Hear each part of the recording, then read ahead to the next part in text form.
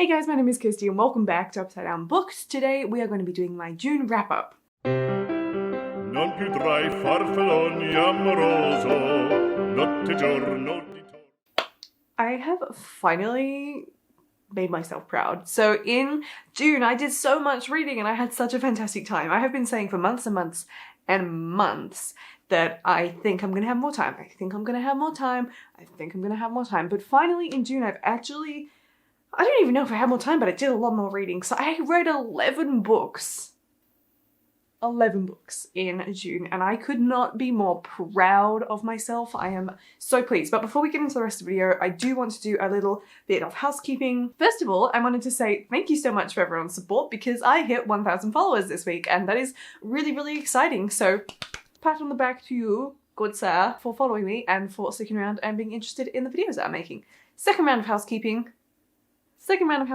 is that I am still collecting answers for that survey that I mentioned a few videos back. So please, if you have 10 minutes of your time to assist me in some research that I'm doing for my postgraduate study, check out the link below to a survey that I'm doing. It does not take too long and all of your answers would be super, super helpful. I would be ever so grateful if you could fill out that survey for me. So back to the point, I am just so proud of myself. I can't get over it. I'm so pleased that I managed to set aside all this time for reading. I had a fabulous reading month. I just enjoyed everything I was reading and I had like a really good time with it. So it is also the first month that I have been using my bullet journal, which I don't think I have really shown to you guys. Perhaps I'll do a whole video on this, but like as a quick sort of sneak peek, I turned this into a bullet journal where I have been tracking in various forms different statistics surrounding my books and like how much I've liked them and how long it's taken me to do. My favorite one is my DNF tree. It's this one, where every leaf that falls off is a DNF. But anyway,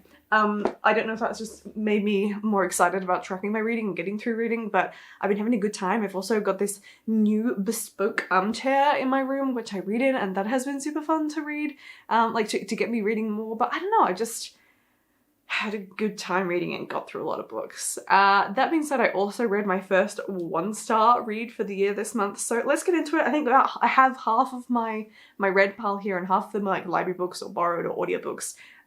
But as I now have a physical tracker of this, I am in no danger of forgetting which books I read. So let's just crack on into it. So the first book that I read in June was Sherwood by Megan Spooner. This was Overspill from my May TBR, and it is a present that I got for my birthday last year. That was how May was working. It's quite a big book, so I just didn't quite finish it in May, so I finished it at the very beginning of June, and I loved it. This is a gender swapped like retelling of Robin Hood in a way. So basically the premise of this story is that Wayne Marion is the hero, and after Robin Hood dies in like the Crusades, she becomes him. So she pretends to be him by wearing his clothing, going around at night and doing all the typical Robin Hood deeds that we know the character to have done. It's really good. It is really long, but it didn't feel like it was too long. I was kind of surprised that for this story we had such a hefty page count, but I really enjoyed this and it has just got me so excited about Megan Spooner's writing. As much as I didn't like the book that she co-authored, not that I can remember what that was called now, with Amy Kaufman maybe. It was a sci-fi. I've really enjoyed reading her books when they're just what she's written. Now, as far as I'm aware, I keep forgetting to double check on this, but she is writing a Peter Pan retelling next. So this is Robin Hood, she's done Beauty and the Beast, and I think we're getting Peter Pan next, and I'm so excited about it because the quality of writing is just mwah. So this was a 5 out of 5 star read for me, like no questions about it. I just really, really loved it, and I would highly recommend reading it. It's just something you get really absorbed into. It's really fast paced, and it's just fascinating to know how things are gonna come about, and it has a really good enemies to lovers sort of friendship relationship that happens in this as well. So I would definitely recommend it for some juicy angst in those scenes as well. So the next book I actually read for work reasons and I didn't enjoy it, and that was Rhubarb by Craig Silvey. So Craig Silvey is massively popular at the moment. He's an Australian author and he has written books like Jasper Jones and Honeybee. So if you're Australian, you're probably familiar with those books. I have no idea how they're doing in the international field. And this was his debut novel, and it has super, super mixed reviews on Goodreads. Half of the people loving it, half the people hate it, and I fell into the category of people that did not like this book. I didn't get it, didn't make any sense, and I really didn't enjoy it, but I did finish it because it was relatively short. So I just didn't love this. The main character is blind, and it's about her in this sort of, I don't even know if he's depressed, but it's this cellist, a guy who plays cello, who is not in a happy headspace. And You also get scenes that are narrated from her guide dog's perspective, Warren. So it's kind of interesting, but I didn't really, this book was strange on so many levels. So yeah, this was one star for me and I did not enjoy it. The next book I read was a review copy and it was Leave Me Alone by Christian Hull. I've been meaning to get around to this since March when it came out. This was sent to me by Alan and Unwin, so a big thank you to them for sending me this copy, and I'm so sorry it took so long to get around to. It was a breeze to read. I read this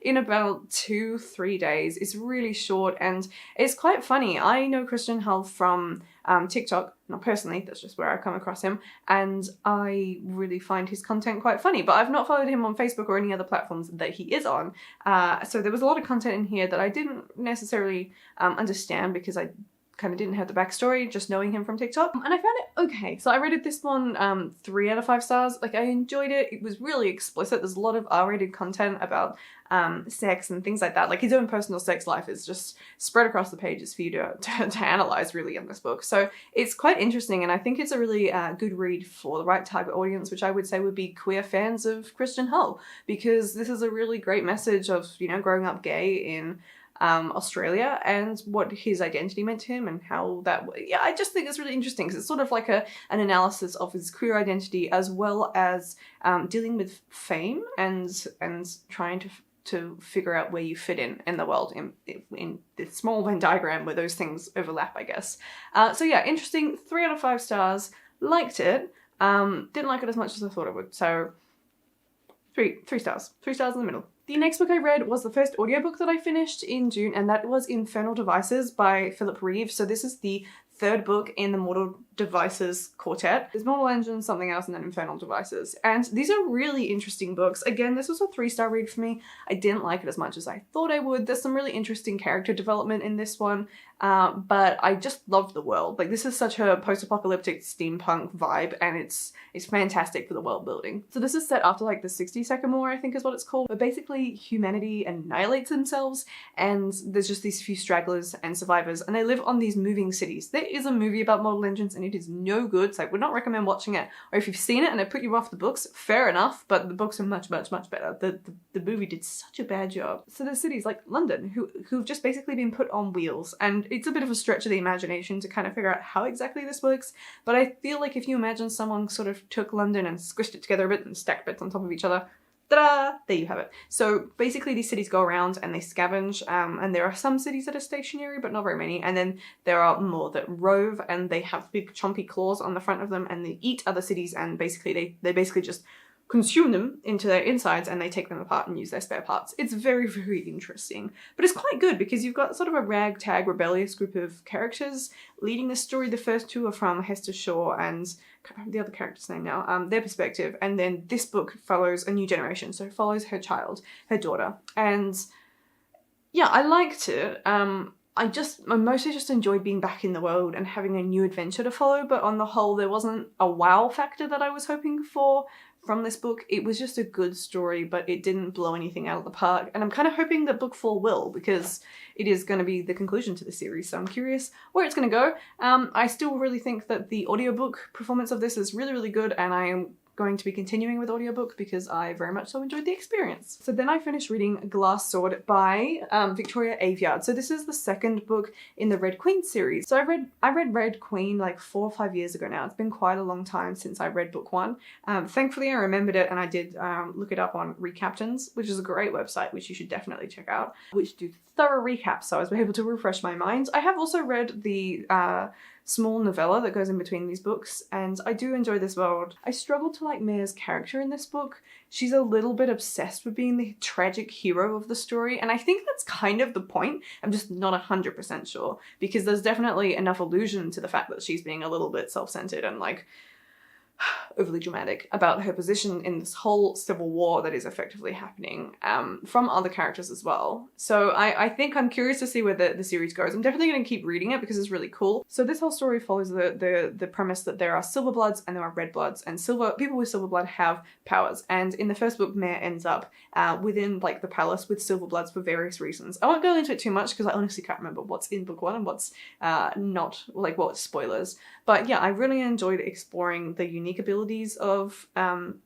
people with powers in this book, and the way that the story is progressing with a really good morally grey like villain in this one, which you kind of love to hate.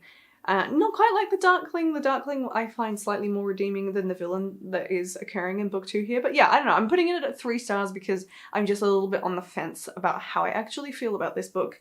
But I'm looking forward to hopefully some epic character development in the next installment. The next book I read, I borrowed from the library. I know, I'm getting through so many library reads. It is amazing. And that was The Ardent Swarm by... can't remember the author's name, but it's on the book cover. And this was beautiful. I actually read this in about a day. I just sat down and read a whole book, and I really enjoyed the experience. So it's a really short book, and it is like this beautiful allegory of so many things. It's set in like a North African inspired village about this beekeeper, and the whole thing is about him trying to save his bees from this invading introduced wasp species. I think it's a wasp. Or a hornet, something like that. And it's him trying to work out how to save his hives, how to teach them how to survive against this new and unfamiliar threat. And this whole thing is obviously reflecting on the wider situation of North African, Middle Eastern countries when it comes to dictatorships and other political regimes that make it very challenging for the people trying to live there when they are just being constantly bombarded by this overbearing power that is ruining their lives one way or another. So I would definitely recommend reading this. I have written a full review for most of these books actually on my blog, so make sure you head over to ozbooksnow.com if you want to read my further thoughts on these and just to get a better idea of what the book is about. But yeah, this was really, really incredible, and I highly recommend that you go and pick this book up because it's just worth reading. It's beautiful, it's poignant, and it's a new perspective on this topic. So I rated this one 5 out of 5 stars. There was no question about that. That was a beautiful read. Loved it. I then read another library book.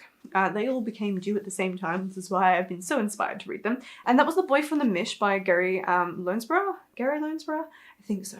And he is an Indigenous First Nations writer in Australia, and I believe he is a Koori man, so that is on the east coast of Australia, not the west coast where I live. And we are seeing like a slow rise of Indigenous literature in Australia, which is amazing. I actually am going to have something to talk about on that front in the upcoming weeks / next month, so keep your eyes peeled for that. But this was a fantastic queer Indigenous story, which is super rare. So Gary Lonesborough himself obviously is an Indigenous man, and he has written this story about this boy Jackson and a friend's, or like a friend of a relative, or I don't know, I can't remember how they're connected, stays with them, and he is dating a girl at the time, and the whole story is about him suddenly realizing that he actually might have feelings for this other boy that's come into their house, and just battling with this identity of already having a tough time being Indigenous in Australia, because that is just a whole story and very tough. And in a nutshell, the racism is rife and the disadvantages are real. And then to add the queer identity on top of that was just this really extra complex layer. So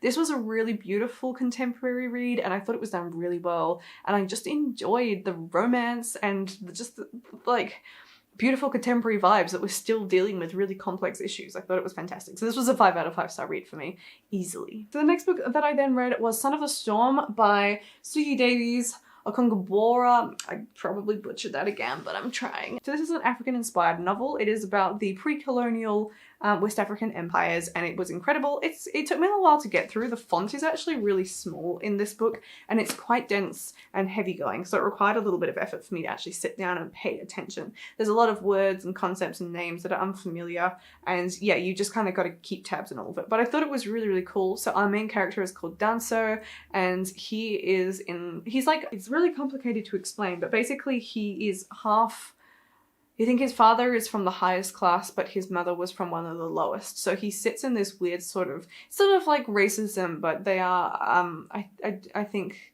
the author has been quite explicit saying it's not different races, it's really just prejudice based on the light or darkness of skin tone. There's been some really interesting comments about this book. There is one character in here called Lilong.